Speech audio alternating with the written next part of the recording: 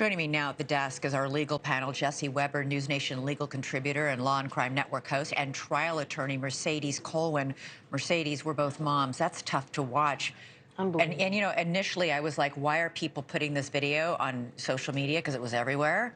Now, thank God somebody caught it, right? Because that's how the police identified these kids. Exactly right. I mean, really, it's the power of social media. It's and many law enforcement will tell you that's how they're solving so much crime, because these are the types of videos that help them, and that is proof positive. What defense attorney is going to say, oh, my client, oh, this is they've not been identified. This is wrong identification of individual. Well, here's right here proof positive that individual was involved in this beating. They're taking this video, they're slowing it down, they're isolating it. If they can't see their face, they're looking for pieces of clothing. We wouldn't have had an arrest if it wasn't for that video. Can you imagine anybody turning those kids out? Would you have any idea how many people were actually involved, who participated in that? That video is going to be the most central piece of evidence, and that video is going to probably help identify people that we don't know who have been charged. So, Jesse, Nevada law states that you can. I mean, I was struck by the fact that some of those kids involved in this, they were 13 years old. Yeah. Unbelievable. Yeah, and under Nevada law, even a 13-year-old can not only be charged with murder,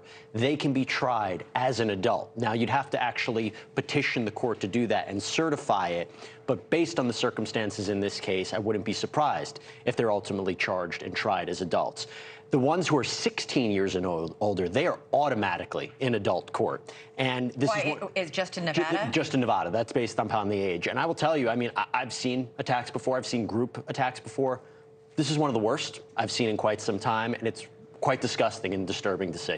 What do they take into account, Mercedes, when they're looking at these younger defendants? Like, why would they say, okay, we'll cut you a break and put you in juvenile? Especially right now, we're seeing a lot of blowback across the country for teenagers getting sort of a free pass. Two other teenagers in Las Vegas who were arrested for mowing down that retired police chief were just laughing and saying, "It's don't worry, we'll get off because we'll be in juvie." Exactly. I mean, this is a big wake-up call for those who are trying to advocate for children getting a lesser charge. It is true. They'll look at their circumstances, look at the way they're raised, look at what their parents or their guardians, where were they in their lives. All of those are factors. But at the end of the day, you have individuals who snuffed out the life in such a disgusting, despicable way with this mob mentality that controlled their actions that day.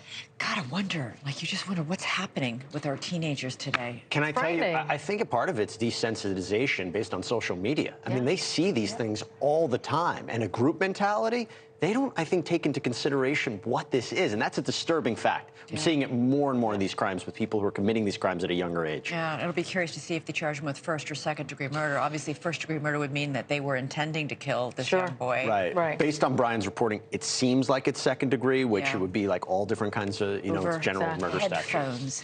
Headphones. Terrible. Just sickening. Okay, thanks so much for watching. Go to joinnn.com to find NewsNation on your television provider. And don't forget to click the red subscribe button below to get more of NewsNation's fact-driven, unbiased coverage.